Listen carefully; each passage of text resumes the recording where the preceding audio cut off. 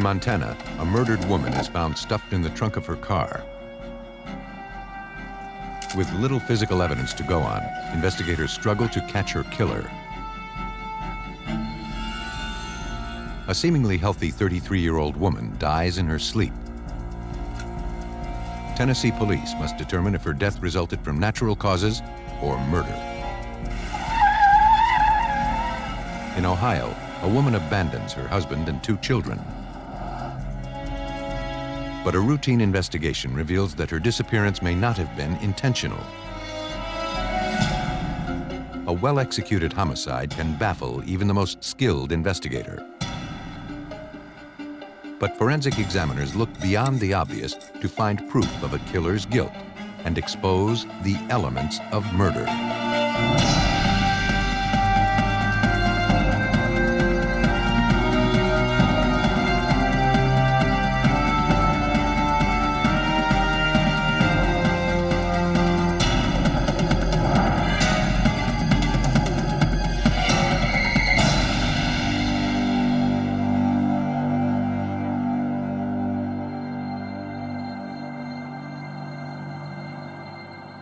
Settled in the heart of Big Sky country, the city of Great Falls, Montana is surrounded by the majestic Rocky Mountains to its west and the Little Belt Mountains to its east.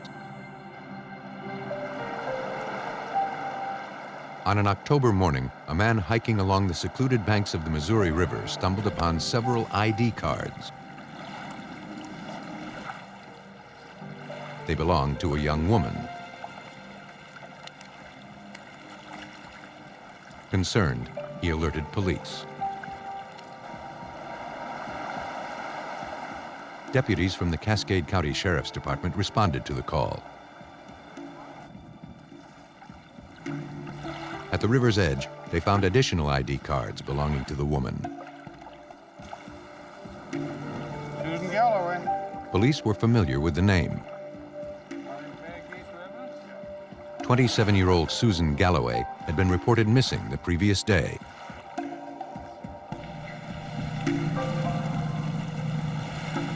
Unsure what to make of the findings, officers from the boat patrol were called in to drag the river. 20 feet from shore, they signaled they had snagged a woman's purse.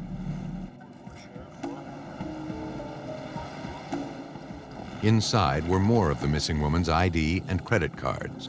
What'd you find? There was also $100 in cash. But there were no signs of Susan Galloway. Cascade County Police contacted the missing woman's parents and brought them in for an interview. The family was alarmed when they discovered that their daughter and her vehicle were gone. Susan had recently become engaged, and she seemed so happy. Would tell me anything. Her fiancé, Craig Smith, was stationed at the nearby Air Force Base. You did pretty good. The couple often helped out at the business that the Galloways owned. Susan was a devout Mormon. And though Craig wasn't, he had agreed to convert so the two could marry. The family planned to give the couple ownership of the store as a wedding present. They couldn't understand why Susan would just take off without a word. Veteran detective Ken Anderson was not optimistic. Well, finding the identification indicated that Susan Galloway did not, in fact, just leave town or drive away in her vehicle without saying goodbye and that sort of thing, because she certainly wouldn't have left her identification and money behind. Police arranged to interview the missing woman's fiancé.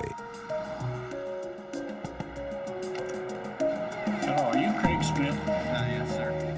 Craig Smith had no idea where Susan could have gone. He last saw her the night before she disappeared. After leaving a dinner party, Susan dropped him off at his apartment around midnight. He hadn't heard from her since. The detective was curious about a bandage on Smith's hand. What happened to your hand? He explained that he had accidentally cut himself with a knife. A few hours after Susan dropped him off, he woke up thirsty. He tried to open a frozen can of orange juice, but was having trouble.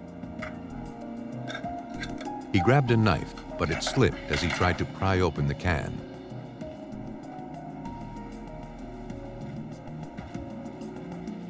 His car wasn't running, and he walked to the Air Force Base where he was stationed to have a medic treat the wound. Police later confirmed he had visited the medic that evening. The search for Susan Galloway was going nowhere.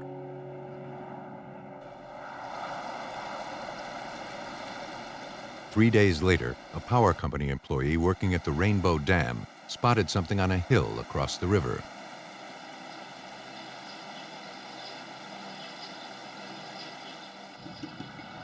He decided to go check it out. When he arrived at the spot, he found a car that had plunged down the hillside. The vehicle appeared to be caught up on some brush.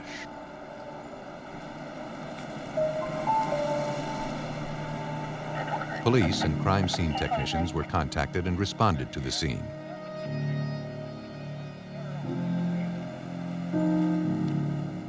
A check on the vehicle's tags revealed the car was registered to missing 27-year-old Susan Galloway. Watch for the evidence. Sergeant Anderson made his way down the hill. Through the window, he observed a key in the ignition. There didn't appear to be anyone inside. But on the back of the vehicle, he noticed streaks of blood. There was also what appeared to be a footprint on the trunk.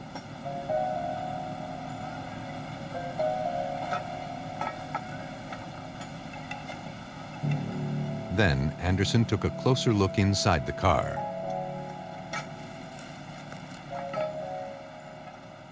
The rear cushion of the back seat had pulled away from the trunk area, and at that point in time I could see a body inside the trunk of the car. The woman matched the description of Susan Galloway, and it appeared she had been murdered.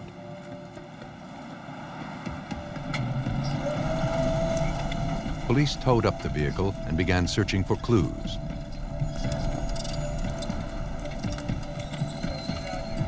Inside the car, technicians found large blood smears on the front passenger seat. They also recovered several shards of broken green glass stained with blood.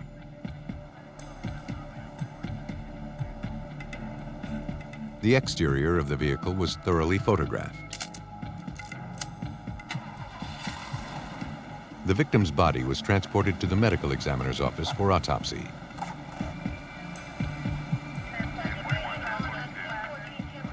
The lack of evidence found near the car led police to believe that she had been murdered elsewhere and then brought to the hillside.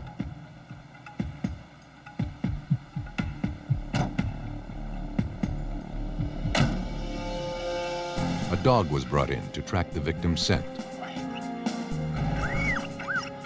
A mile from the car, he alerted to a partially dug hole. Sergeant Anderson, SNR 4, come on up. I think we have a crime scene. More of the victim's blood was found.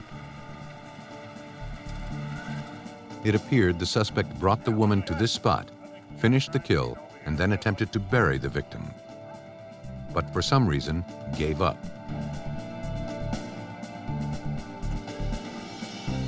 The medical examiner confirmed the victim was in fact Susan Galloway.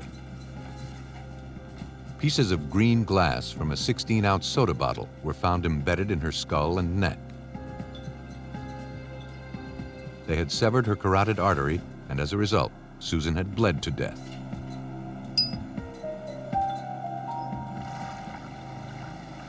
Now, detectives had to find out who had murdered Susan Galloway and why. But with few clues and no obvious suspects, they knew it would not be easy.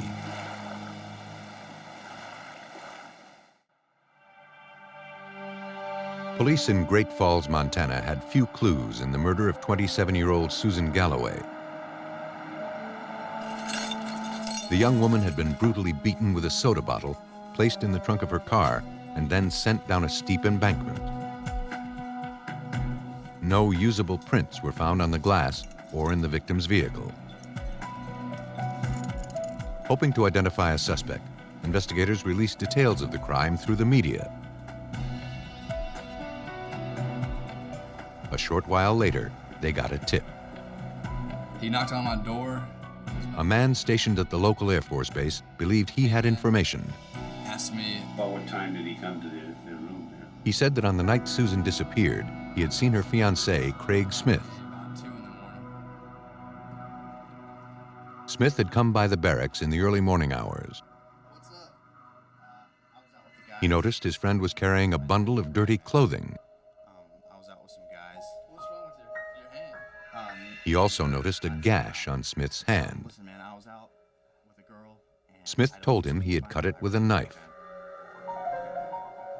He was on his way to see the medic for treatment and asked his friend for a ride home after that was done. Smith had also told the airman that he had been out drinking with friends and got stranded. He had In fact, he asked his friend to keep the story quiet because his fiancée, Susan Galloway, wouldn't have been happy about it. been left at the bars. The airman's story contradicted Craig Smith's claim that on the night of the disappearance he had gone to bed soon after Susan had dropped him off. Sergeant Ken Anderson was suspicious. It was almost as though Craig was lying about something, and all of a sudden he became the main suspect rather than the grieving fiancé. Police looked to corroborate Smith's story. They located the medic who had bandaged his cut hand. He confirmed that Craig Smith had come in to be treated for a cut in the early morning hours of October 23rd. But the medic recalled thinking that the wound was consistent with having been caused by a jagged edge rather than a knife blade, as Smith suggested. Though incriminating, the information fell short of proving that Craig Smith was a killer. Now, looking to tie the suspect to the crime scene, police canvassed the nearby area. I just have a couple questions for you, if you don't mind. A clerk at a convenience store remembered seeing Smith and Susan Galloway the night she disappeared.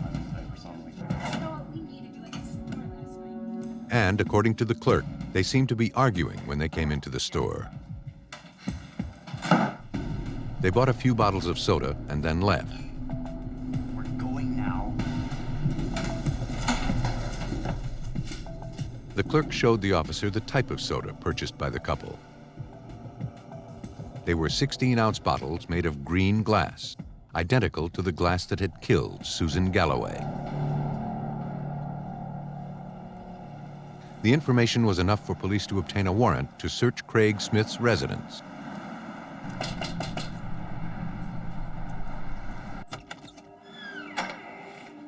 The suspect continued to deny any involvement in Susan's death.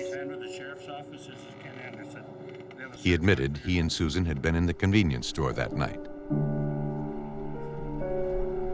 And he also admitted that in the past, he had hung out at the area where her car was later found. But Smith denied ever being at the spot where the partially dug hole was found. The place police believe was the kill site. Detectives collected the clothing he wore on the night of Susan's disappearance. Is that yours too? Yes, that is. But the items had been recently cleaned. Is there a shirt in there also, Ken? Police realized their only hope would be to link Smith to the sneaker print recovered from the trunk of Susan's car.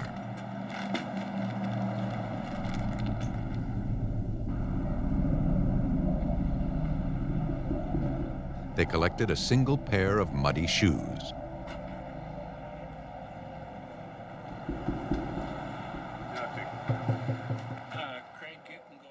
An examination revealed that the shoes seized from Craig Smith were the same size and the soles had the same pattern as those collected from the vehicle. But that alone wouldn't be enough to prove murder. He had driven her car a number of times. His footprint was in an irregular place on the trunk, but it could have been there. Police would have to physically place him at the kill site. And all they had to do that was some dirt on the bottom of Smith's shoes. And it was our belief that if he had been standing in the area of the kill site, he would have picked up soil. It was very sandy and totally different from the mud and soil at the area where the car was pushed over. Investigators collected soil samples from various locations where the suspect claimed to have been on the night of Susan's disappearance. They also collected samples from the spot where they believed the murder took place. All of the soil was sent to the University of Montana for analysis. There, geologist and mineralogist Jack Warenberg worked the case.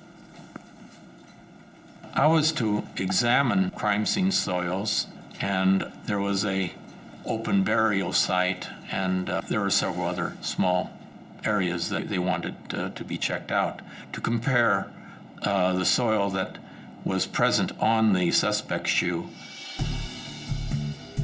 Warenberg observed that the soil samples taken from the bottom of Smith's shoe contained tiny pieces of glass, probably from broken bottles.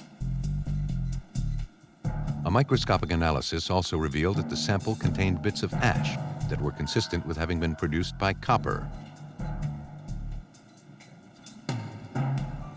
The samples collected from Craig Smith's yard and from the path he had walked to the base had no such ash.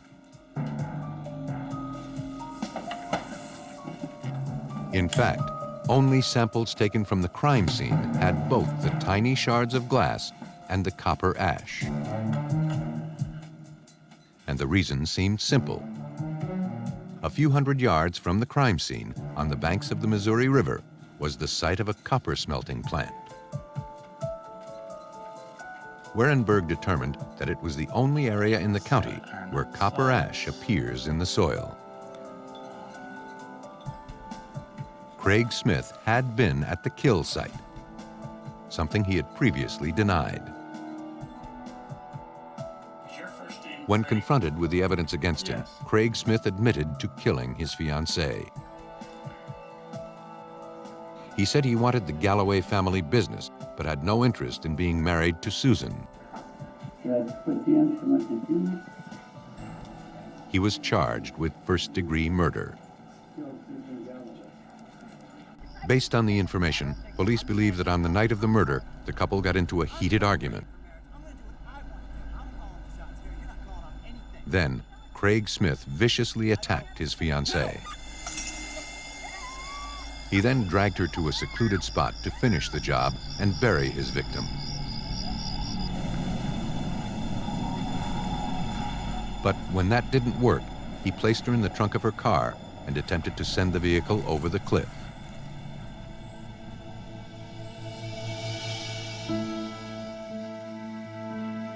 Craig Smith was convicted of first-degree murder and sentenced to 100 years in prison.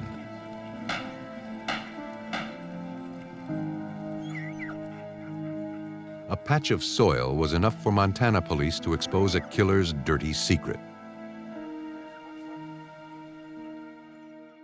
But in Tennessee, detectives must look beyond the obvious in order to find answers to explain a mysterious death.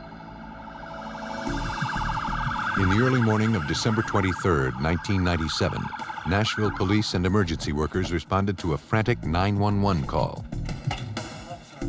Terry Robinson said his wife had been violently ill for several days, and now she wasn't breathing. She was pronounced dead at the scene. With no obvious cause of death, detectives were dispatched to the home as a matter of routine. Well, Homicide detective E.J. Bernard was assigned the case. 33-year-old Lenora Robinson lay dead on the couple's bed. Investigators noticed a black substance on the woman's shirt and on the pillowcase that seemed to have come from the victim's mouth and nose. It didn't appear to be blood.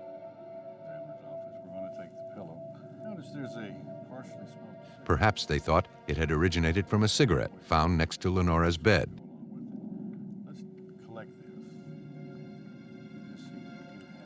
They also found and collected a bottle of Gatorade and a glass filled with the orange liquid.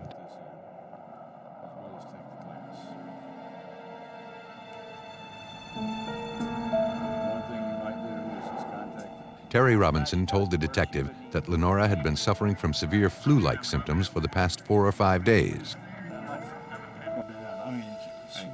In fact, the day before, Terry had taken his wife to a doctor for treatment for a high fever and uncontrollable vomiting and diarrhea.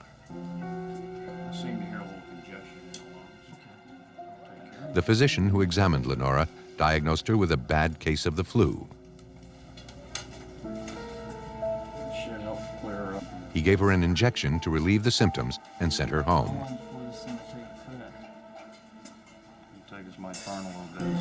Terry said that Lenora seemed better for a while, but that night her symptoms worsened.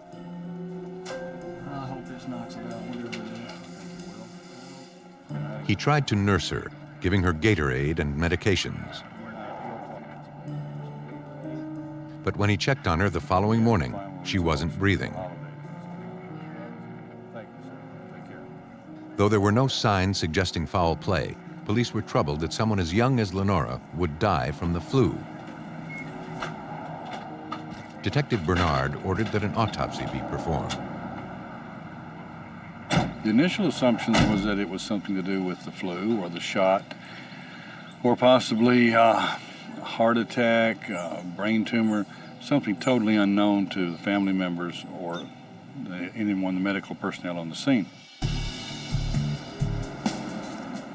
Her body was transported to the Tennessee State Medical Examiner's office located in Nashville. There, Chief Medical Examiner Dr. Bruce Levy performed the autopsy. The thick black substance that had come from Lenora Robinson's nose immediately caught his attention. Well, in this case, the first thing was there had been noticed some black residue on the pillow next to where her mouth had been, which means that something had come out of her body. We weren't sure exactly what it was. An internal examination uncovered evidence of a heart condition and congested lungs, supporting the idea that Lenora had died of natural causes. Then, Detective Bernard arrived to view the autopsy. He noticed something unusual. It smells like almonds or candy. It does. It was the smell of bitter almonds coming from the body. It was an odor associated with people who have died as a result of cyanide poisoning. Further examination, however, failed to turn up the telltale signs associated with cyanide ingestion. There was no liver damage and no signs of burning in the mouth or esophagus. Toxicology tests on the Gatorade found near Lenora's bed turned up negative for poison. If the 33-year-old woman had been exposed to cyanide, the question now was how and by whom.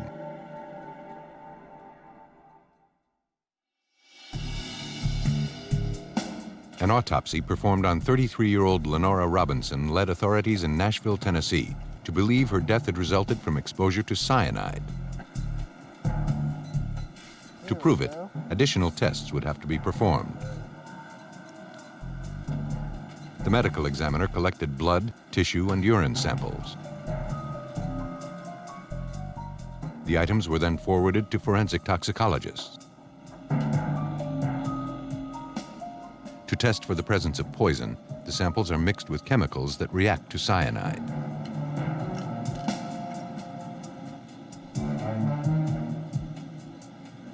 If the poison is present, it will turn a bluish-purple color within a few minutes. The tissue samples turned up negative. But Lenora's blood and urine tested positive for the poison. For cyanide to be absorbed in the blood, but not in the tissue, it would have had to have been inhaled. And according to forensic expert Agent Louis Kuykendall, cyanide is most lethal in a mist-like state.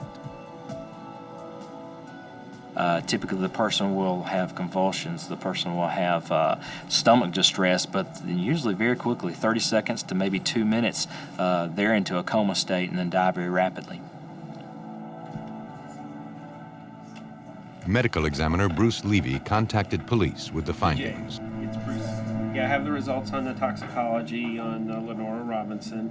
It is positive for cyanide.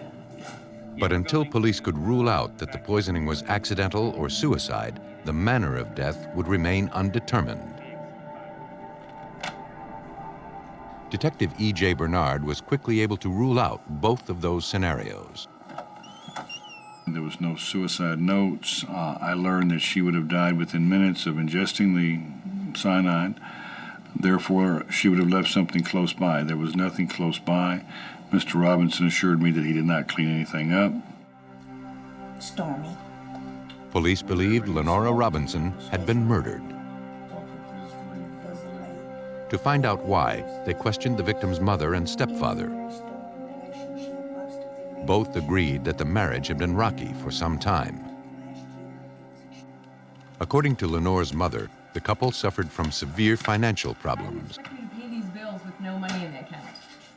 The small business that they owned and operated together was not doing well. A credit card.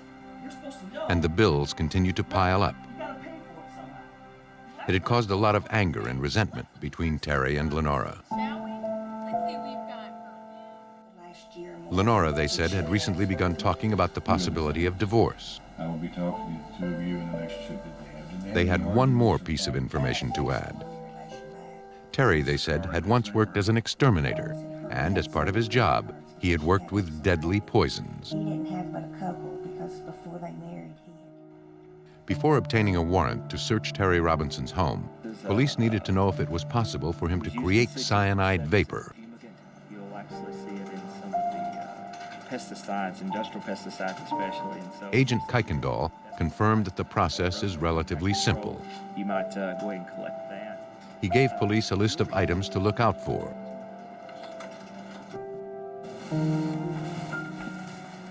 Armed with a warrant, police returned to Terry Robinson's home. The suspect maintained his innocence. But as Detective Bernard began sifting through the couple's financial papers, he uncovered a letter Lenora had written to her husband.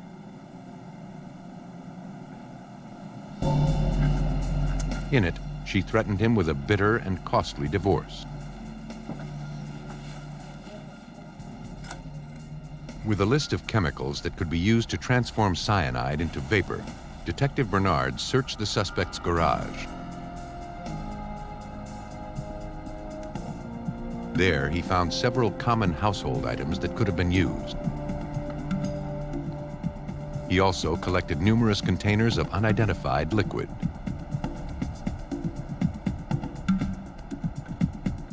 At the TBI crime lab, Agent Kuykendall began analyzing the substances collected from the home. But the results were not what investigators had hoped for.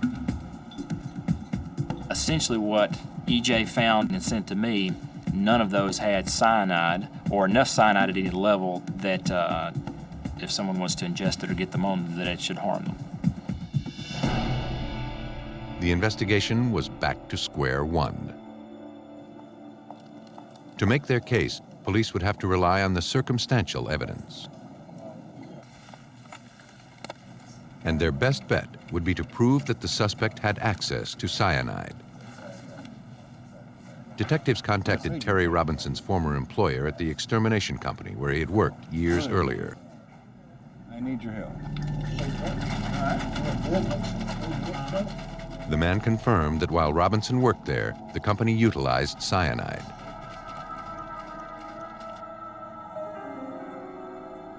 In fact, Terry Robinson helped convert the crystallized poison into a liquid state, which would then be administered with a mister to combat insects and rodents. Oh, that stuff smells. The former employer hadn't seen Terry in some time and wasn't aware of any poison he may have taken with him when he left the company. That's all there is to it. Sure. Still, Detective E.J. Bernard refused to give up. Okay, I'll do that. Thank you very much. Well, I continued looking for the magic bean, we'll say, to where I could get a receipt where he bought cyanide. I was unable to locate that. Though police had established motive and opportunity, they had no hard evidence linking Terry Robinson to the poison that was used to murder his wife. And without that, Lenora's murder threatened to remain unsolved.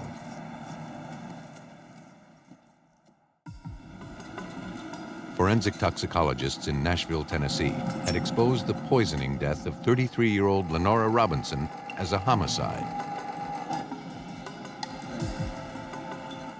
But so far, they had been unable to link her husband, Terry Robinson, to the cyanide gas used to kill her. But then they got the break they needed. Lenora Robinson's great-uncle came in to speak with police. Just a few questions, if you don't mind.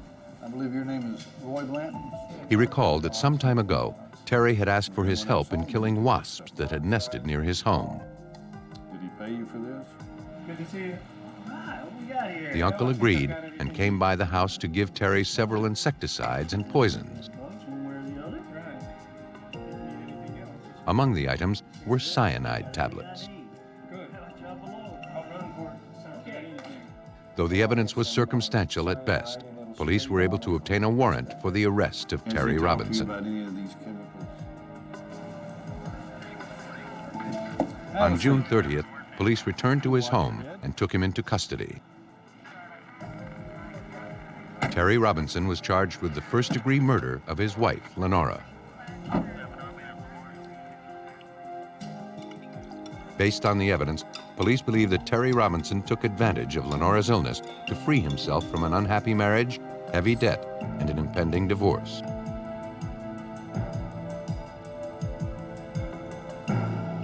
On December 22nd, he made his way into her bedroom and administered the deadly poison.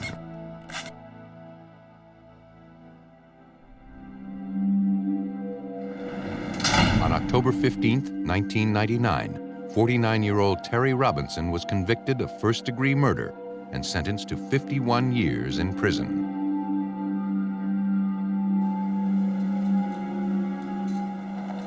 To trap a killer and make their case, police in Nashville had to rely on both hard science and dogged determination. But some predators have an intimate knowledge of law enforcement tactics, and outwitting them can be a difficult challenge. With a population of less than 8,000 residents, Belpre, Ohio is regarded as a friendly, tight-knit community. And when someone goes missing, it's everyone's business. On September 19, 1996, Jack Mcrady came in to speak with Belpre police. Investigators knew him well. Mcrady was a respected officer with the Ohio State Police. And now he wanted to report that his wife Jennifer had disappeared.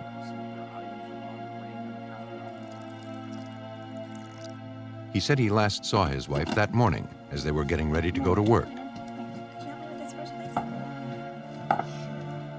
Jack said he hadn't noticed anything unusual about her behavior that morning. Though their marriage had its problems, he thought things had improved. There you go. Thanks. All right, I really got to get He later learned that Jennifer never showed up to work that day. Jack suspected his wife had been having an affair, and now he feared she had taken off with another man, leaving him with the couple's 2 children. Detective Dave Garvey agreed. When he got home, the first thing he saw was Jennifer's wedding band on the kitchen counter. He checked the house and found out that there were certain items of hers missing, luggage was missing, and the photographs was missing. Though police had no reason to suspect foul play, they agreed to look into the case. They began by questioning the McCrady's neighbors. One believed he had seen Jennifer leaving the house that morning. Around 10 a.m., he saw Jennifer's Blazer back out of the driveway and screech down the street in an erratic manner. The neighbor admitted that he never actually saw Jennifer's face. Okay. But he knew the Blazer was her car, and he had never seen anyone else drive it. All right, thank you. Then, a few days later, police received a call that a vehicle matching Jennifer's Blazer had been located in a parking lot. Jack McCready was dispatched to the scene, and he confirmed that it was in fact his wife's car. Investigators searched the vehicle's interior. They found no obvious signs of a struggle or any indications of foul play. Still, the vehicle was impounded for a more thorough analysis. Crime scene technicians scoured the vehicle using luminol, a chemical that can detect invisible traces of blood and other biological evidence. But after hours of processing, the examination revealed nothing to suggest that a crime had taken place. As an adult, Jennifer McCready had the right to be missing. And having found no evidence that she had met with foul play, Belpre police had no choice but to give up on their search for the young mother of two.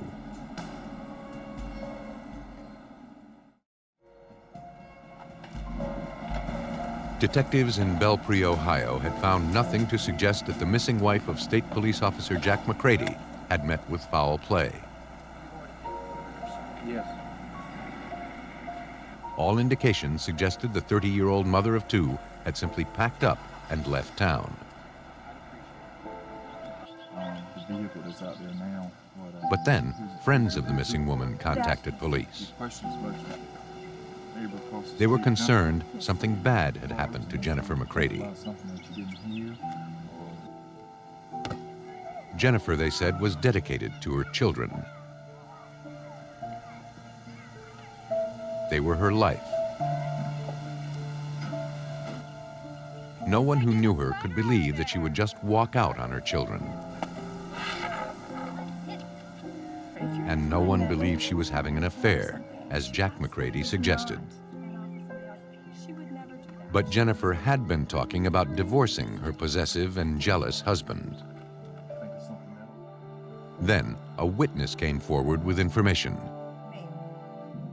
She said that around the time of Jennifer's disappearance, she saw a police vehicle driving in a remote area a few miles outside of town. The officer fit the description of Jack McCready to a T. The woman had provided unreliable information in the past, and at first, Detective Dave Garvey didn't believe this would be any different. But when no additional leads surfaced, detectives decided to drive out to the secluded spot where the woman had seen the patrol car.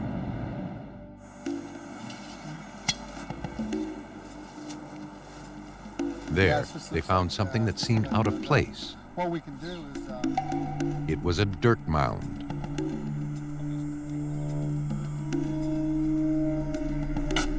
They shoveled away a few inches of dirt and hit a vinyl cloth. That was followed by the unmistakable smell of death. Crime scene technicians were quickly dispatched to the scene.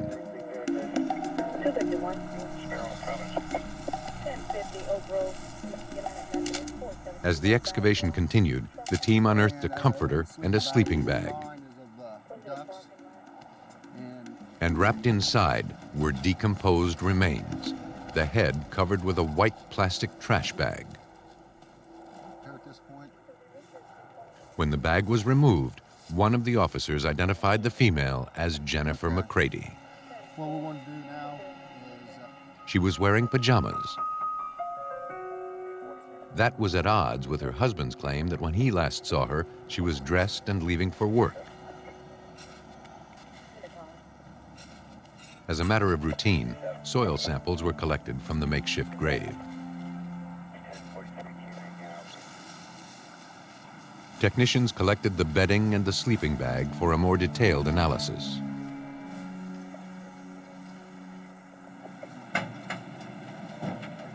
The victim was transported to the medical examiner's office for autopsy. The medical examiner determined that Jennifer McCready had died as a result of a gunshot wound to her head.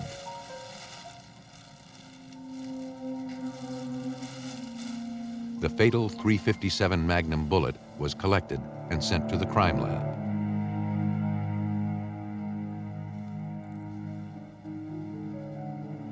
Belpre investigators now had a homicide on their hands.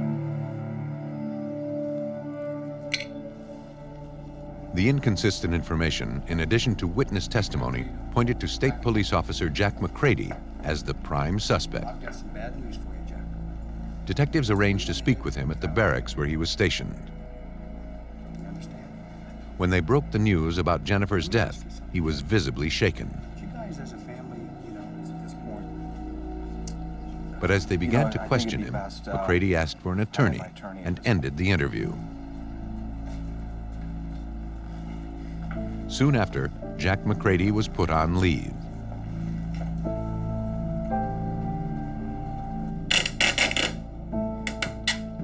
Investigators hoped the forensic evidence could tell them more.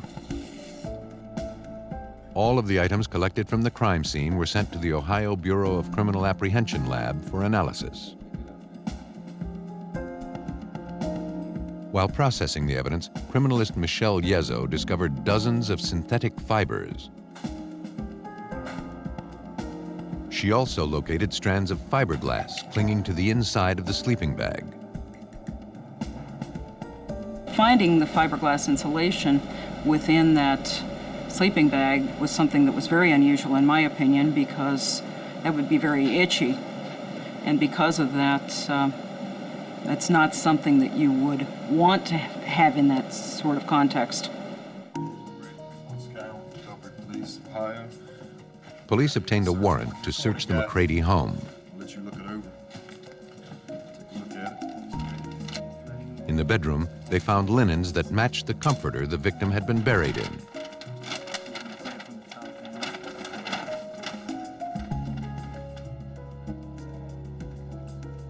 Several fibers were also collected for comparison with those recovered from the crime scene.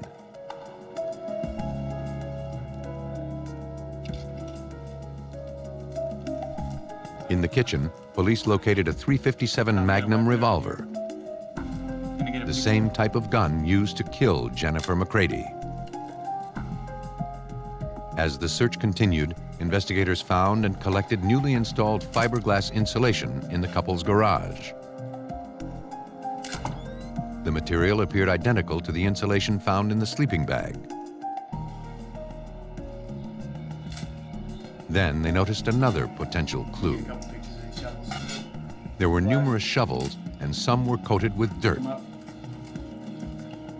Though McCready explained that he had recently done work on his yard, police confiscated the tools.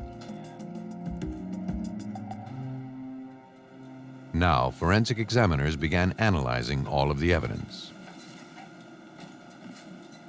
Michelle Yezzo found that the carpet fibers collected from the McCready home shared all the same microscopic characteristics as those recovered from the bedding that the victim had been buried in.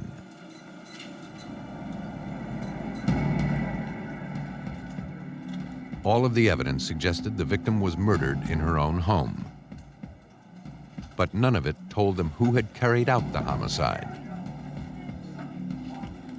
And their best chance of linking Jack McCready to the murder turned out to be a dead end. The gun barrel had been bored out, making ballistic comparisons nearly impossible.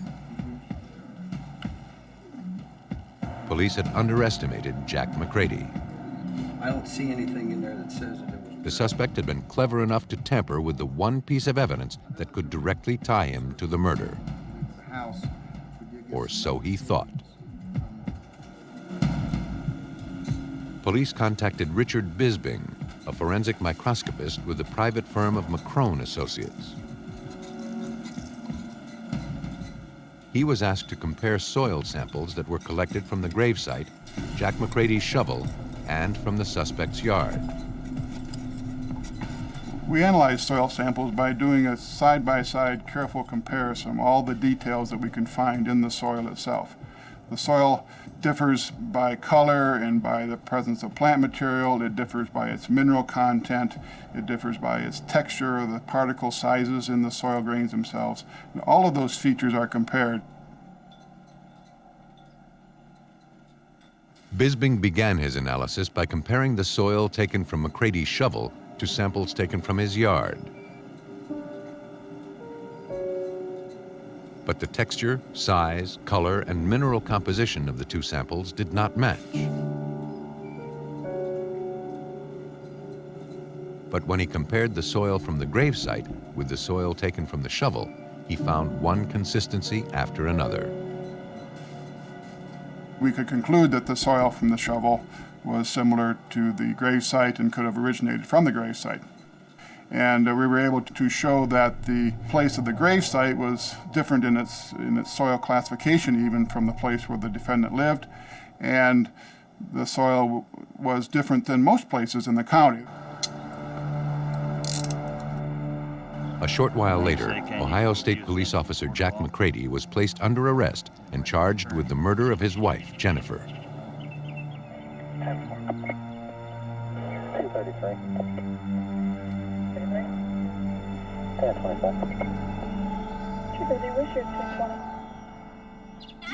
Though police remain unsure what drove him to murder, the evidence suggests that on the evening of September 18th, Jack McCready shot Jennifer one time in the head.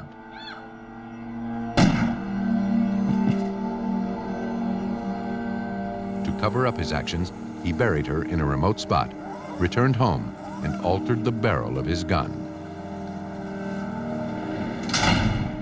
Despite his efforts, Jack McCready was convicted of first-degree murder and sentenced to 15 years to life in prison. Some killers will go to extraordinary lengths to distance themselves from their deeds. But no crime is perfect. And sometimes, investigators must rely on a few molecules in order to piece together the elements of murder.